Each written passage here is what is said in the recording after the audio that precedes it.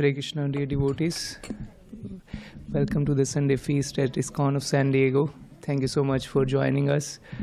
My name is Kautakarnava Dasa. Thank you to Balram Prabhu and His Grace Dravida Prabhu for having me here.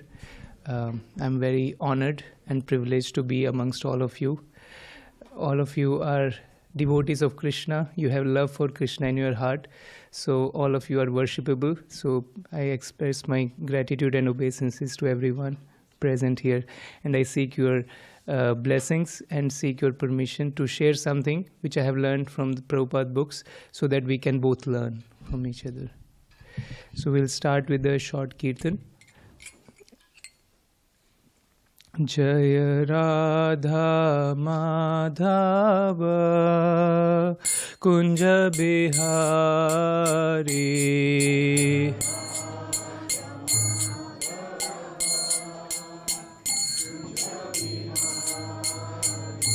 Jaya Gopi Jana Vallabha Girivardhari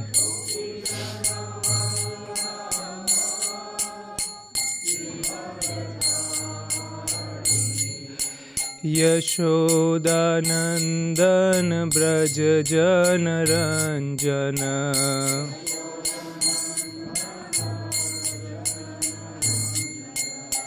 Yamuna Tira Vanachari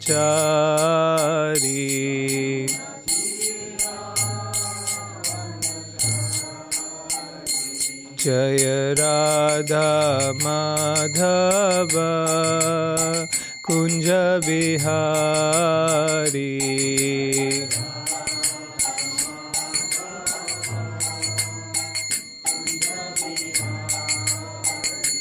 Hare Krishna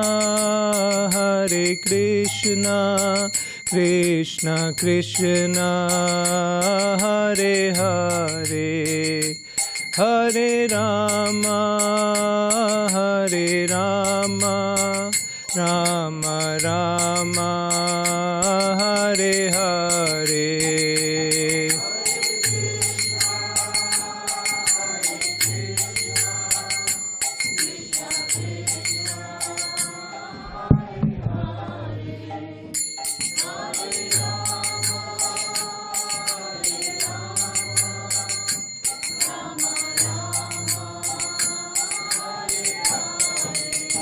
Hare Krishna Krishna Krishna Hare Hare Hare Rama Rama Rama Hare Hare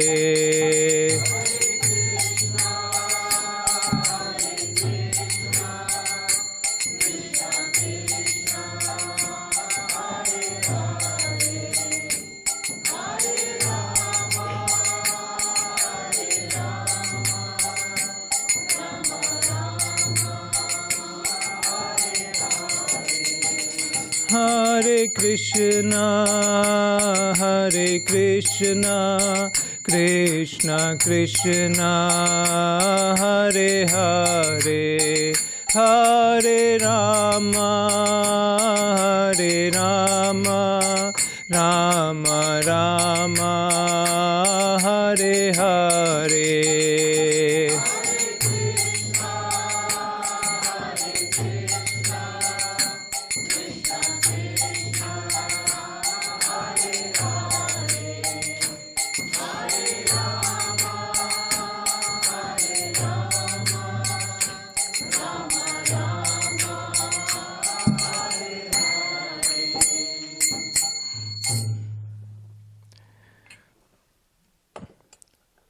I have chosen one verse from Srimad Bhagavatam. It is in Canto 4. It is the description of Narada Muni explaining instructions to Prachetas how to achieve perfection. So this is 4. Let me see which verse this is. 4:31:19, Canto 4. seconds. You'll have the time, and if you get thirsty, you'll have water. Thank you. May I have a Bhagavad Gita as well? Bhagavad Gita? Yes, thank you so much. 4:31:19. If anybody has it, you can read the translation. I will just read this shloka. Daya sarva bhuteshu santushtya yena kena va sarvendriyopashantaya cha tushyati ashu janārdana. Thank you. Sure. Any, yeah. Showing mercy to all living entities, being satisfied somehow or other, and restricting the senses from sense enjoyment, one can very quickly satisfy the Supreme Personality of Godhead, Janārdana. Thank you. So this verse actually talks about how one can satisfy the Supreme Personality of Godhead. So the topic for today's class is how compassion to other living entities helps us to satisfy Krishna. So first of all, I was just wondering, why should we even consider satisfying Krishna? What does it mean to satisfy Krishna? So I looked at the dictionary meaning or the etymology for the word satisfaction. It comes from Latin, 15th century. It satisfacere. It means to fulfill somebody's desire, or to comply with somebody's command, or also to feed somebody if somebody is hungry, to satisfy them by feeding.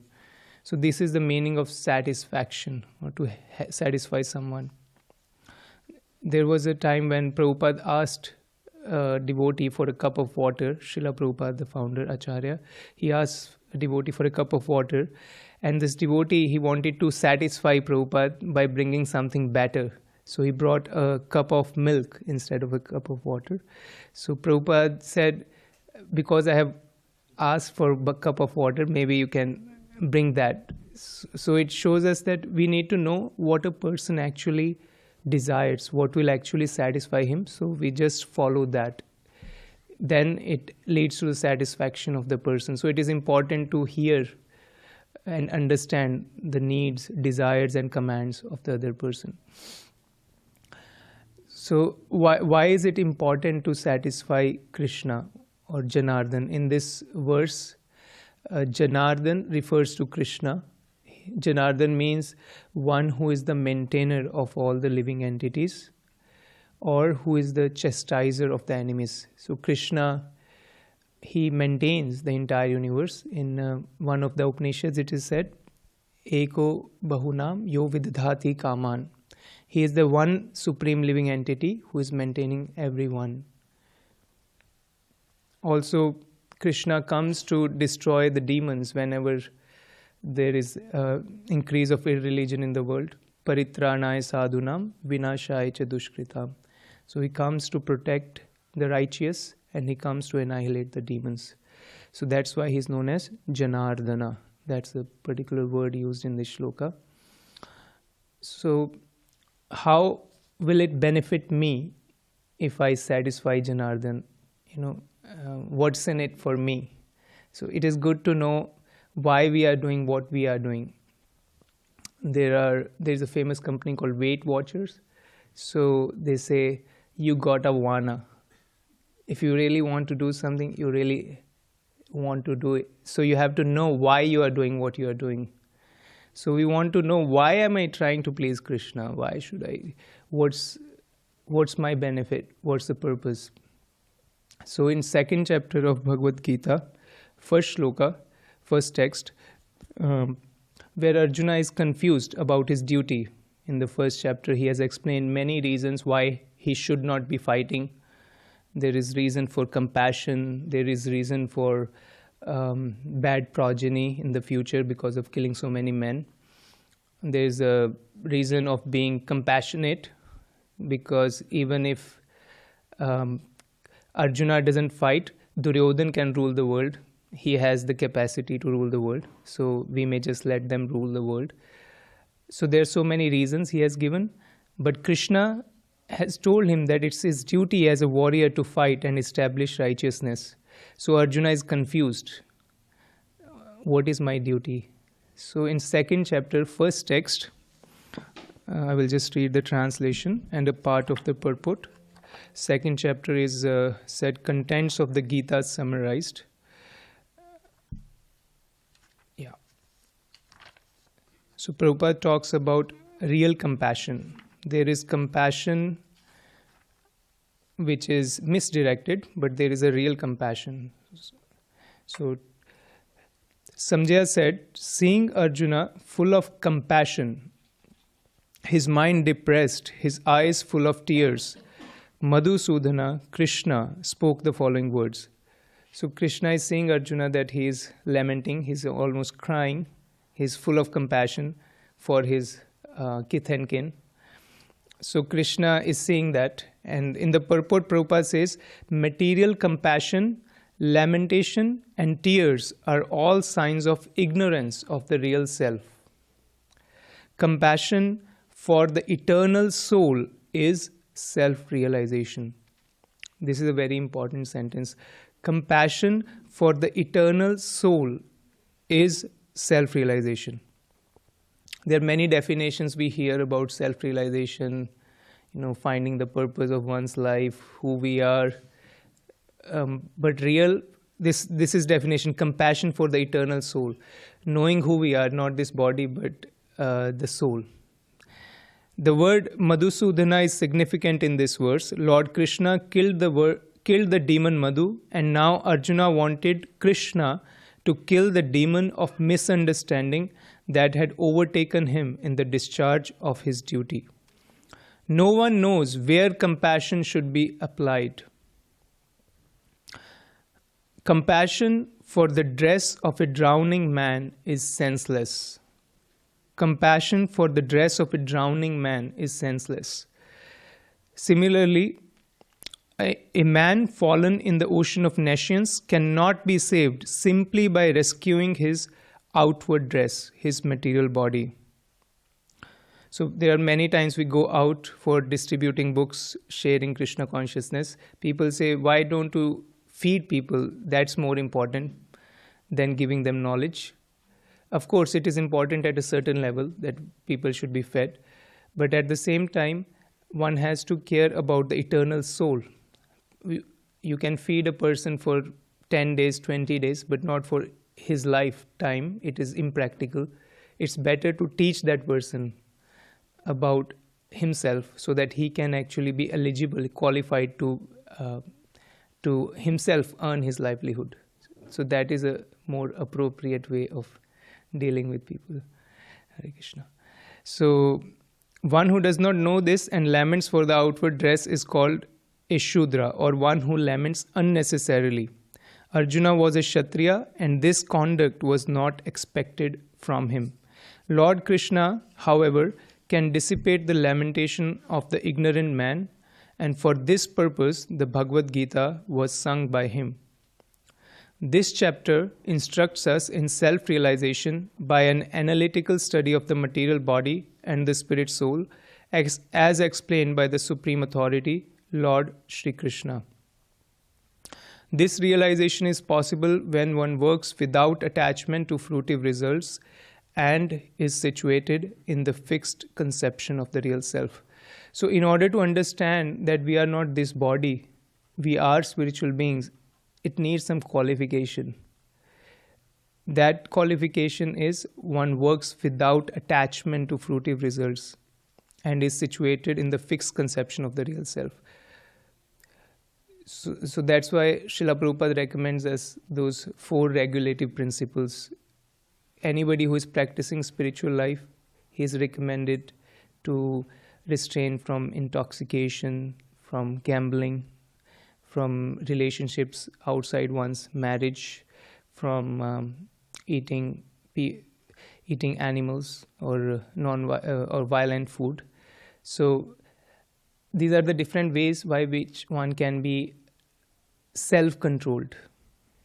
So a person who is self-controlled, he is eligible to know the higher truths, that one is a spiritual being, one is not the body. And then one can place one's compassion at the right place. So, also, there is a verse in Bhagavad Gita in chapter 4, text 40, which says, Agnyasya Shradhanasya Samshya Atma Vinashyati. A person who is ignorant of Vedic knowledge, he cannot be happy in this world or the next. Many people are ignorant of Bhagavad Gita. When we, of course, offer Bhagavad Gita to many people, they say, I'm okay, I'm good. I'm good. Because they feel they are happy with their material life, their satisfaction coming from the senses. But they are ignorant of the real truths. Because material pleasures are temporary. They cannot last. But spiritual pleasure is everlasting. Then there might be people who are not ignorant, who know about Bhagavad Gita, but they don't have faith in the words of Krishna. So such people cannot also be compassionate to even themselves, what to speak of others. There might be people who know Bhagavad Gita and have faith in the words of Bhagavad Gita, but they still don't practice it because they are doubtful. So they may also not derive the benefit of Bhagavad Gita. So it is important to go through these three obstacles to self-realization, which is ignorance, faithlessness, and doubting. So that's why Bhagavad Gita is spoken in a systematic way. One can build one's faith with sincere inquiries. Arjuna is asking inquiries again and again and again.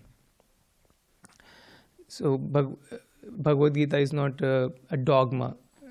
It's a philosophy. It's the original podcast.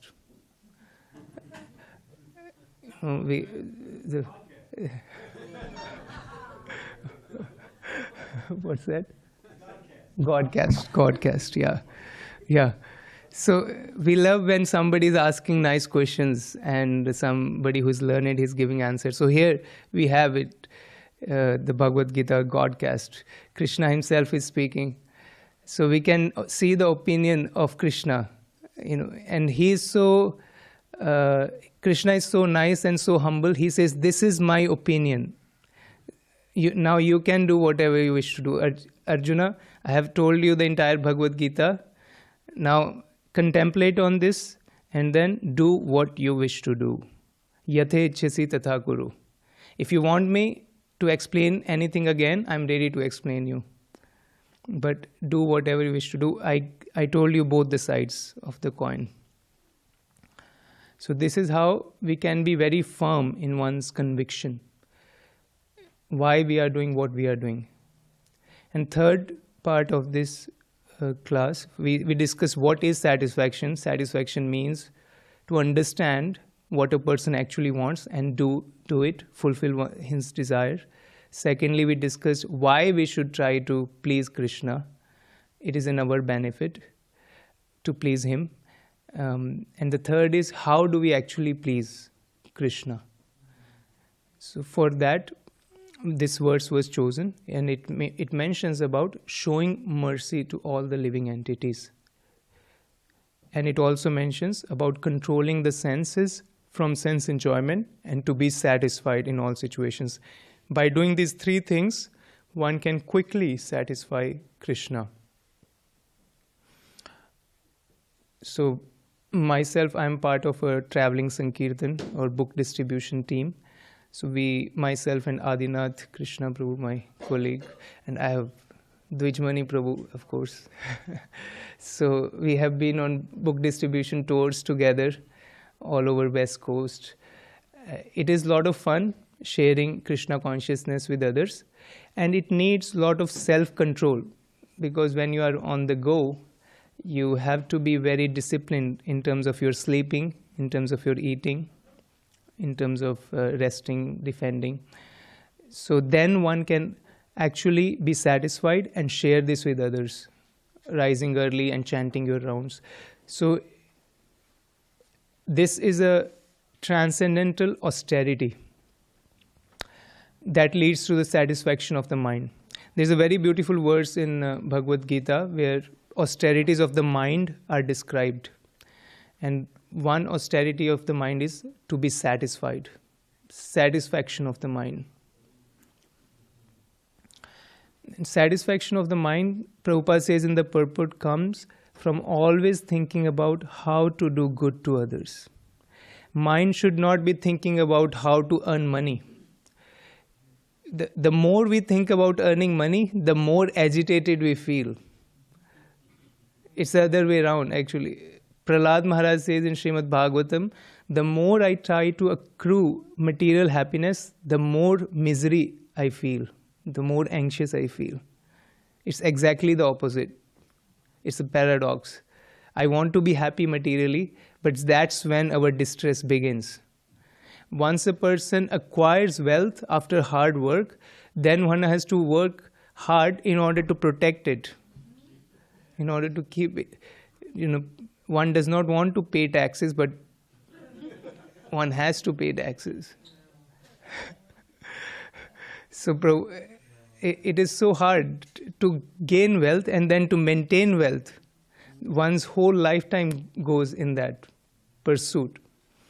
So it doesn't lead to the satisfaction of the mind at all.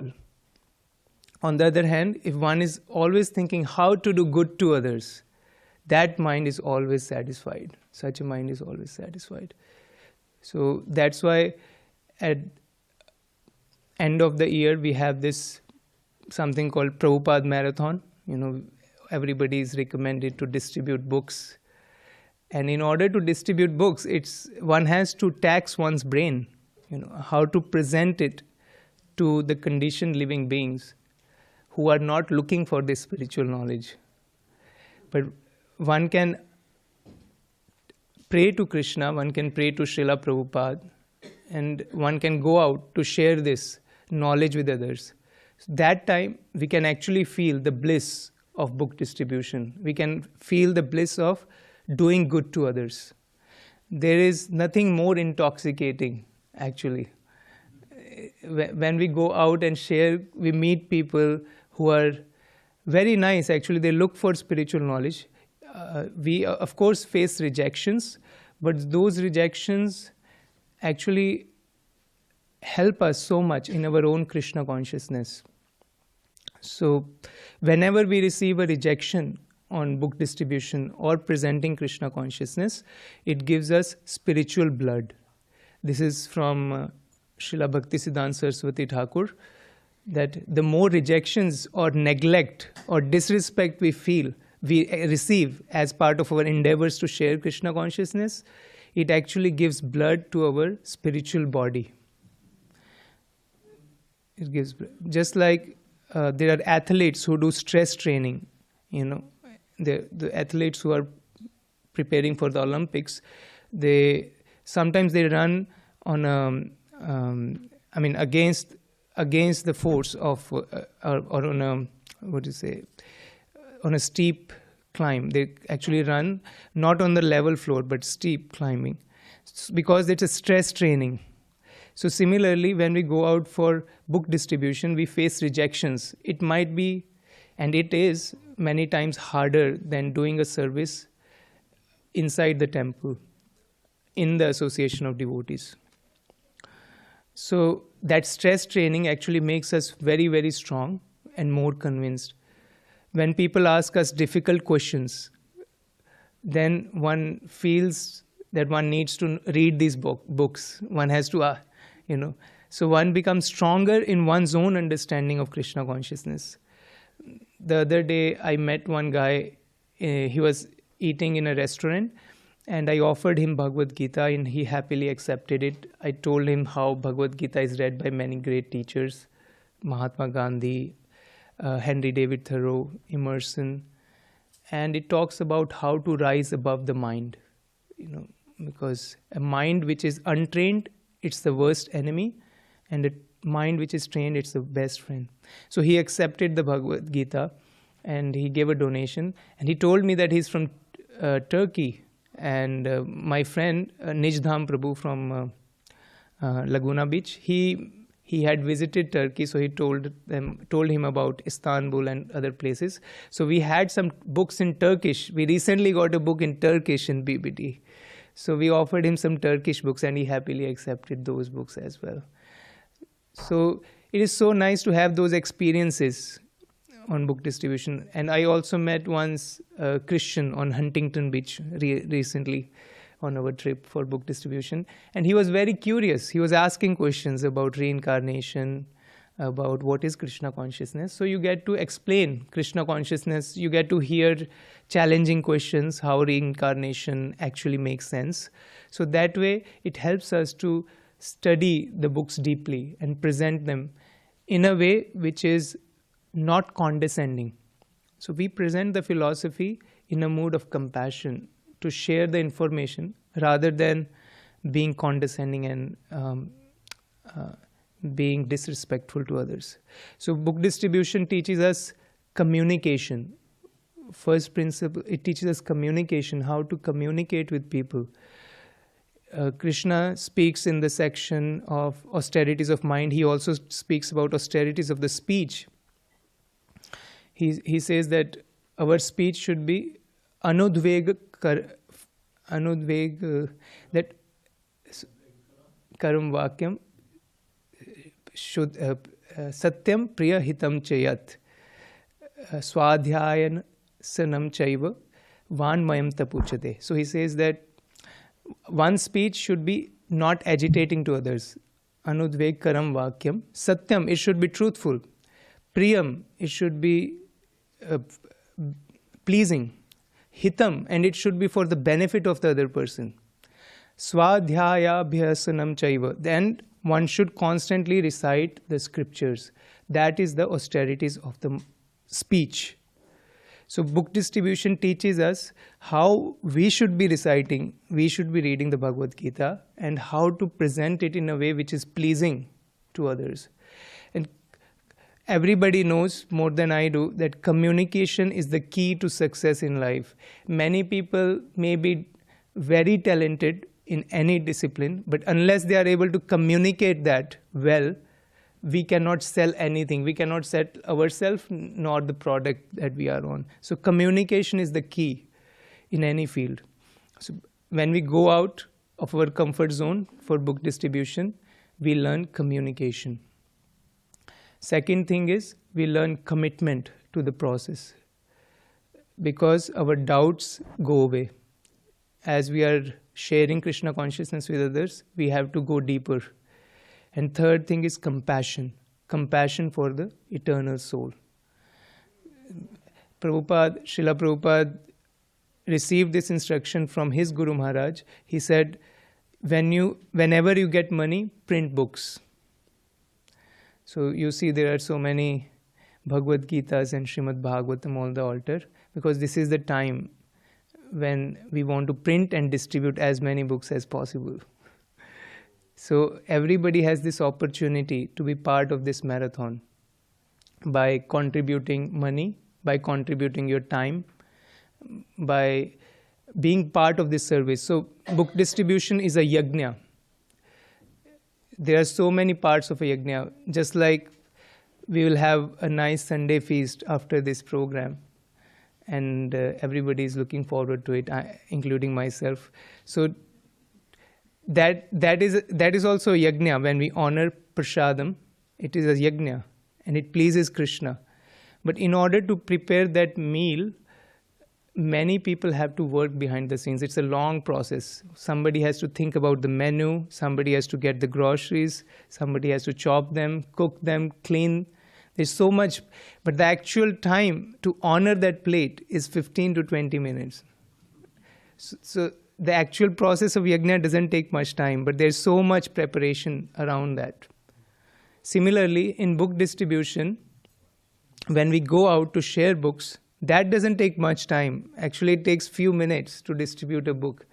But there is so much planning that is required in order to distribute one book.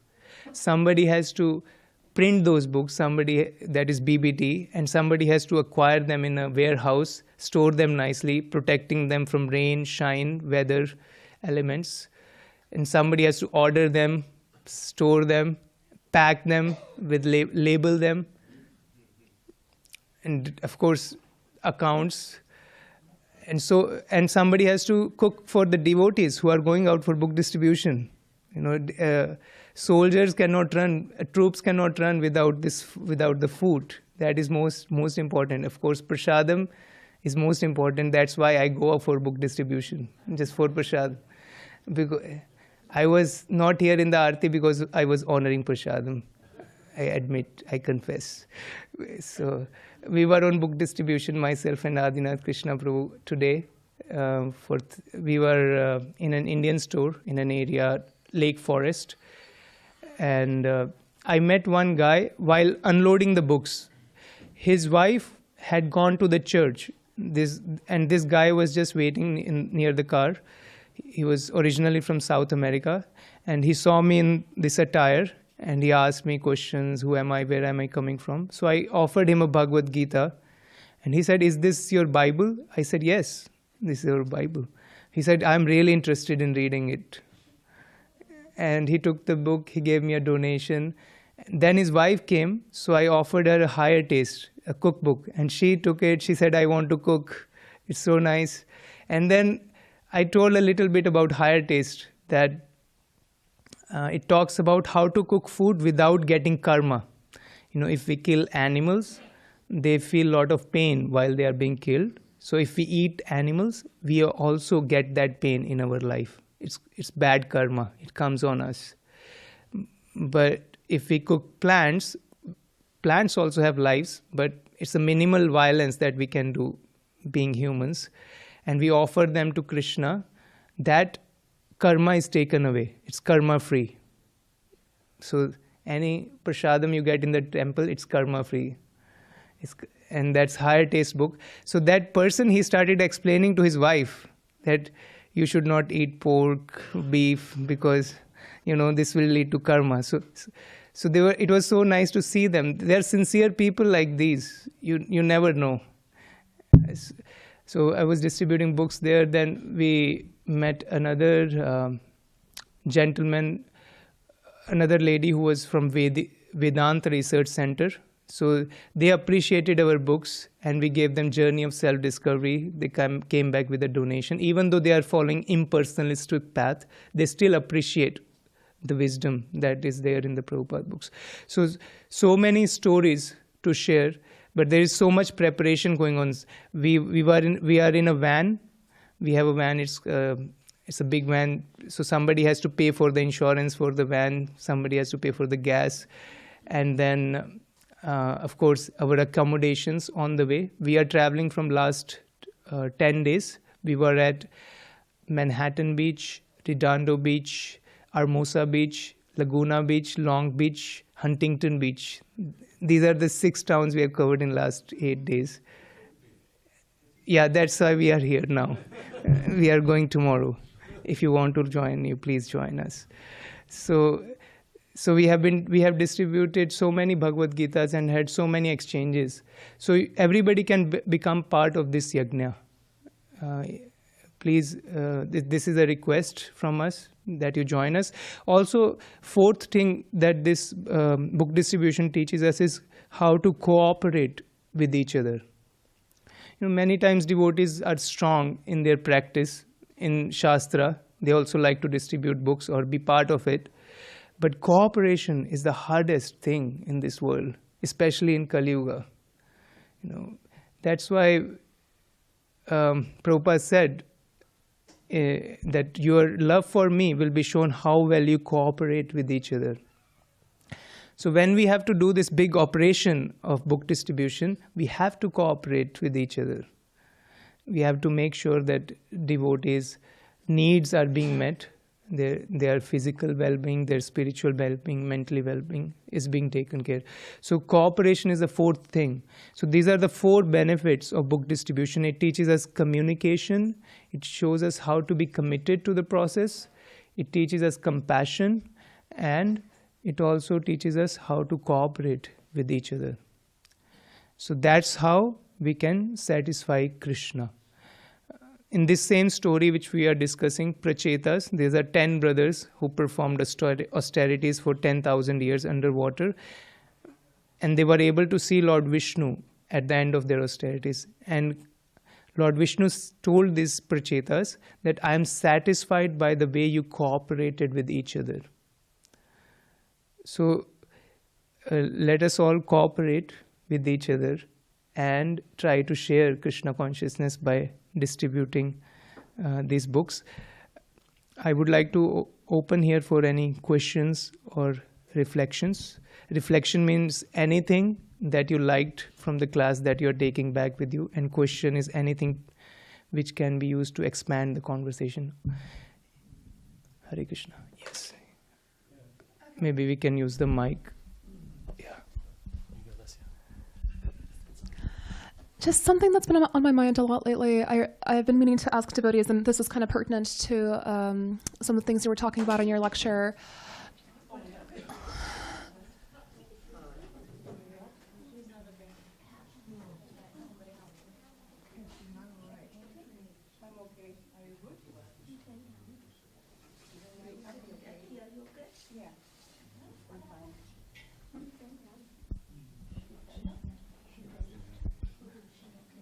Water.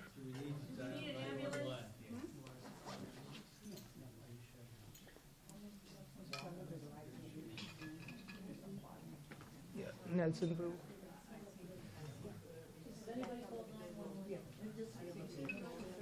Thank you.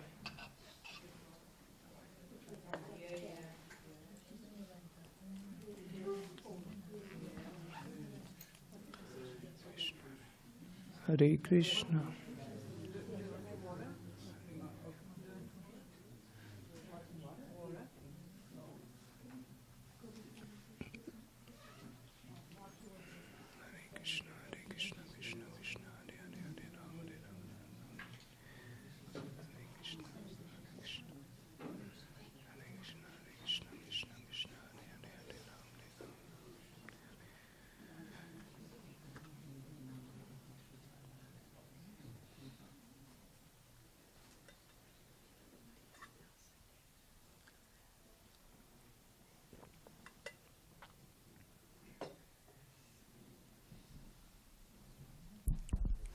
Yes.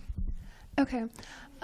So, like, the whole concept of trying to get rid of, like, our desires and, like, bodily, like, pleasures and things like that. But then, like, I just keep thinking about how humans are very diverse in, like, how they initially begin. Like, some people might have urges that other people don't have, and so, like, for example, like, once I discovered Krishna consciousness and, like, I discovered, like, I shouldn't be eating eggs, that was the easiest thing in the world for me because I hate eggs. Like, since I was a child, like, I would get rashes from eggs. Like, I always, like, hated eggs, and, like, that was like, oh my gosh, like, easiest thing to did it die?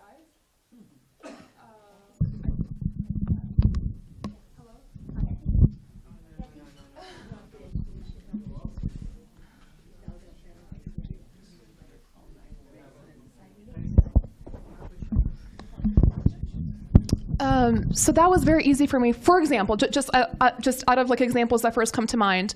But then there are of course people who are just, like, crazy in love with eggs, and that's just, like, a more challenging kind of, like, thing to overcome. Or, like, another example.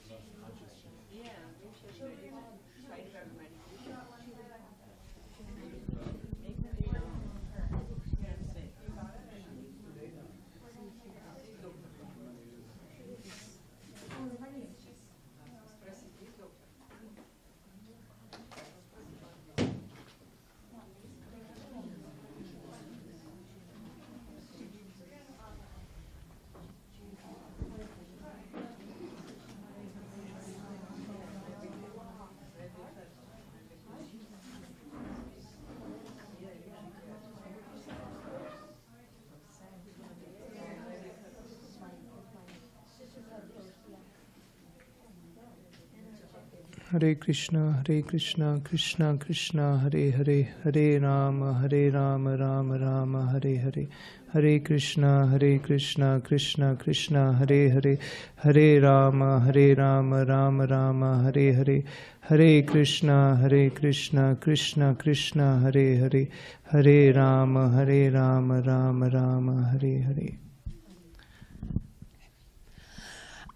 But then, like, for example, some people are neurodivergent. So, like, just make an example of myself. Like, I have ADHD, for example, and, you know, it's like medically diagnosed. And so, like, impulse control has always been very difficult for me, you know, just like wanting to run around, like having like a lot of thoughts and like really having issues with controlling them.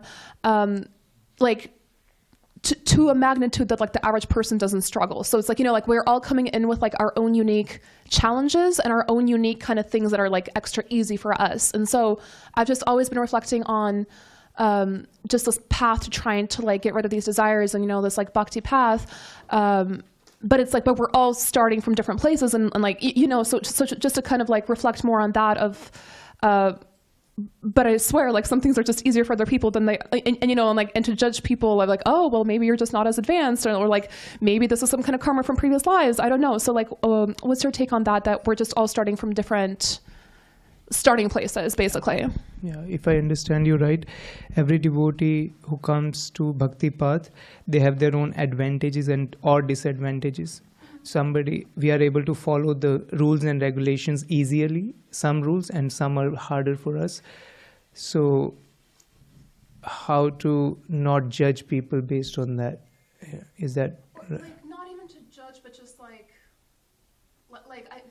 I guess maybe partially judge, but also like maybe someone's more, like someone like put in so much effort and like their result in the moment looks the same as somebody who put in zero effort, you know, just because they had these like natural, like, you know, like in their body something was different than like, or in their brain. Yes, so what's the question? How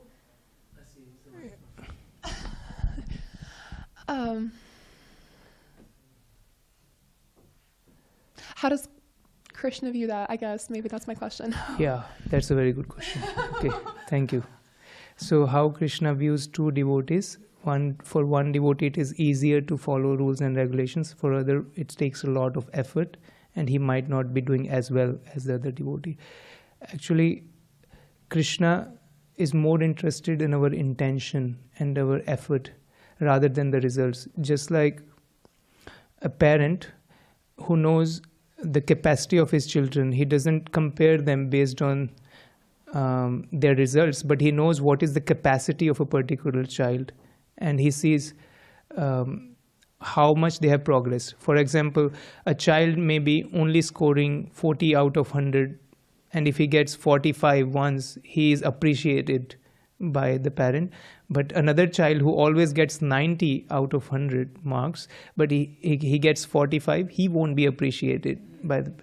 So Krishna knows where we stand. He knows our abilities. So one should try to advance where they are. Krishna says in Bhagavatam, Sve Sve Adhikariya Nishtha Swaguna Parikirtita. One should act according to one's adhikar, one's qualification. That is a good thing. One should not try to imitate others. In Bhagavad Gita, he speaks at a couple of places that don't try to imitate somebody else's duty, giving up your own duty. That will lead to destruction. So one should know what is one's qualification, what is one's nature, and that kind of activity one should utilize to serve Krishna. For example, this is a common thing even in self-help. If you put all the animals in the jungle and you have a competition on who will climb the tree the fastest, and you have a monkey and then you have a dinosaur, or you have an elephant. So we cannot compare people based on everybody is different. So based on a particular skill, the only thing we can compare people how much they have mode of taking shelter of Krishna.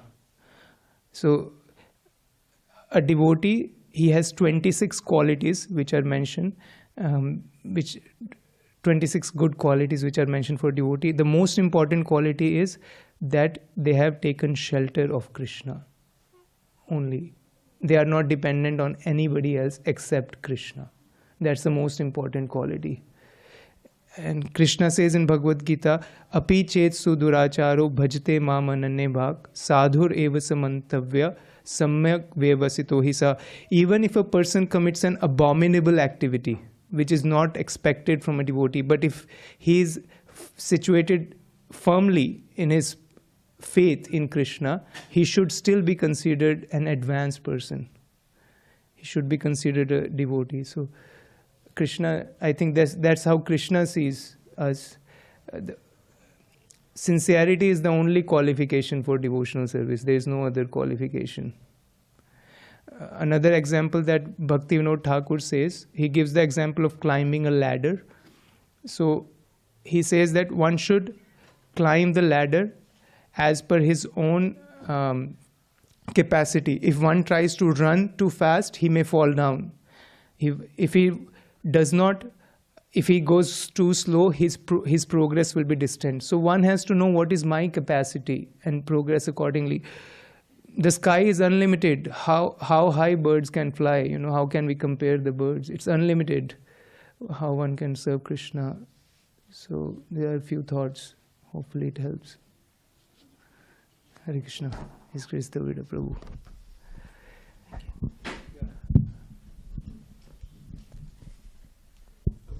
Prabhu, your answer was right on, but I was thinking how, if we all, well, some of us, maybe you were born in a devotee family, but aside from those, there was a certain point when we became interested in actually practicing. And from your question, and because it echoes with how many of us, struggled at first to follow all the principles and everything, but we had the determination to chant. The chanting, is directly invoking from Krishna, and you're actually associating with Krishna that way. And to chant prayerfully, that's probably what does it mean? Oh Radha, oh Krishna, please engage me in your service. So you can pray through the chanting. I said, well, I can follow these three regulars, but this fourth one, I don't know. I can't. Krishna, please help me. Hare Krishna, Hare Krishna, Krishna Krishna.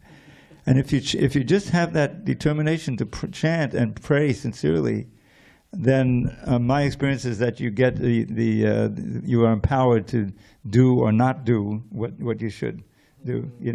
And that I think book distribution is a great example. You're going out there, and frankly, I never did so much direct book distribution, but I had something to do with the books over the years, so that was my participation. But the thing is that in any service, you'll find a certain hurdle that you have to overcome. And if you call on Krishna as spiritual master, you take shelter of the devotees, and you chant sincerely, you become empowered, to give it up. And after a certain point, you say, how would I ever like to do that? I'm glad I give it up. So that's the special mercy of Lord Chaitanya.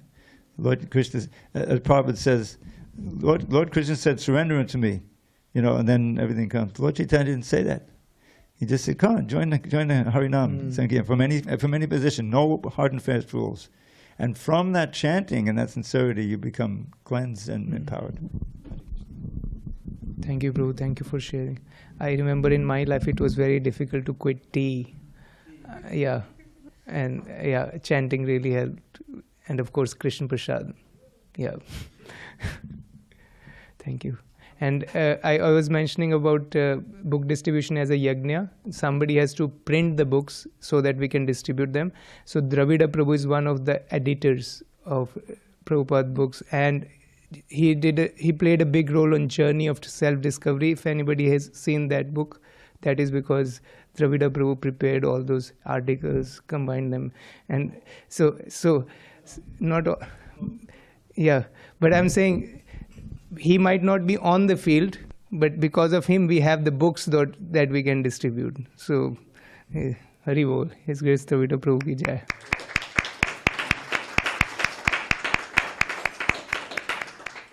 Yes, anybody else has any questions or reflections? Hare Krishna, Prabhu. Hare Krishna. Can I ask a question now? Please accept my humble obeisances. Sorry I couldn't come in person. Hare Krishna I Dan have Budi one Mataji. Hare Krishna, thank Hare you. Krishna. Very nice class, Prabhu. I like the way you encourage all of us for book distribution, and I want to share the reflection that one of the reflection. There are so many I like, but even you said rejection is it helps us and it gives us spiritual blood, and I like that so much, and that is the main important thing, that people get scared of rejection in any cases or anywhere, and that is very good point, Prabhu. And I have one question, if you Yes. don't mind, if you have time, if I can ask. Yes, Yeah. please. Thank you. How do you mention that? I've heard that when you chant, you want to please Krishna, not like you have to have that power, that attitude that you are pleasing Krishna. And my personal power attitude doesn't come that I want to I'm pleasing Krishna. I'm thinking, oh, it is helping me when I chant. So how would I get that vow that I'm pleasing Krishna? Why am I chanting? Because I'm pleasing Krishna, and that vow doesn't come. And if you can talk about it a little bit, if you have time, I would appreciate. Thank you so much. Nice question. While I'm chanting, I'm thinking how it will benefit me rather than how I'm pleasing Krishna. So how do we develop the mode of chanting for the pleasure of Krishna? I think that's why we are doing Vaidhi Bhakti. It's a process called, we are doing devotional service, which is regulated. We chant at least 16 rounds every day because we have been recommended by the teacher, Srila Prabhupada and the current acharyas. So we can do it dutifully. We might not have so much love for Krishna that we do it for his pleasure, but we do it dutifully because we have pleasure, we have a trust in the words of the teacher, and we want to please the teacher. So that's my understanding. But if we keep doing it, ultimately we'll develop that affection for Krishna, that we do it for his service, his pleasure rather than our own pleasure. If anybody has, yes, the reader. Just one poem I wrote Yes. that's pertinent to this book distribution. Yeah. So, I wrote this for Vyasa Puja a few years ago. Oh, Prabhupada, we hail the day when you appear just like a ray of Krishna's vast effulgence bright to give this blind world back its sight. We thank you from the bottom of our heart and pray with deepest love that we may serve your lotus feet in every circumstance we meet. As years go by and books go out, we see what life is all about, to serve your mission and our Lord's by spreading wide your sacred words. As well, you want us all to strive to let those words direct our lives. This safest path will lead us home, no more in Maya's realm to roam. Gaur Premanandi. Hari Bol. Very well. Hare Krishna. Thank you. Okay. Yes, Hare Krishna.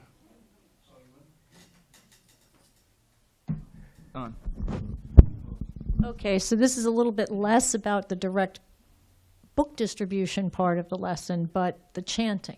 Yes. So in the example of literally what just happened just now, the only thing I could think in the moment was to chant. With the intention, I don't know if my intention was not, and I'm going to be honest, was not pleasing Krishna or pleasing myself. It was, look, we need you here now. You know, so I'm just going to keep petition with Hare Krishna, Krishna Krishna, Hare Hare. Plus, I wanted to help focus. Yeah. I was thinking of the focusing aspect of that, but mostly, hello, can you get in here, please? I mean, seriously, and that's okay, right?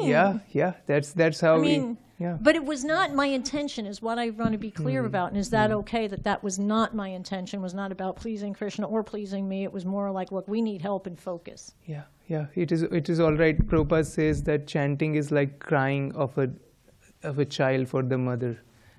The child doesn't know, he doesn't know. He just knows that he will be happy if he's with the mother. That's all.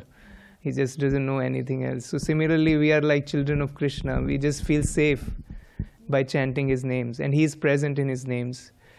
Also, there's a text in Srimad Bhagavatam where it is mentioned that a patient cannot save a dying child. A doctor cannot save a patient by medicine, or a boat cannot save a drowning man.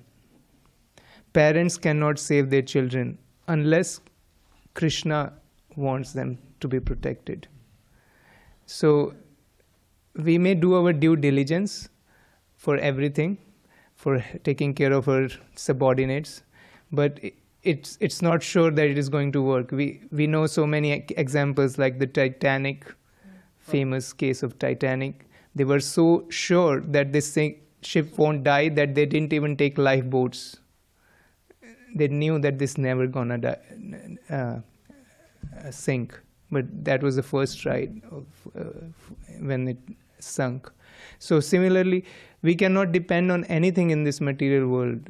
Materially, even when they take medicine in Ayurveda, they actually say a prayer, "Oh Krishna, this will work if you desire it to work. This medicine will work." When we go to doctors for any major surgery operations, they make us sign on at least 20 papers that if we accidentally kill you, please don't mind. Yeah. Good point. So we do our due diligence, but ultimately we depend on Krishna. Hare Krishna, Krishna Krishna, Hare Hare, Hare Rama, Rama Rama, Hare Hare. Thank you, dear devotees. Hare Krishna. Thank you so much, Kautakarnava Prabhu, for visiting San Diego and speaking tonight.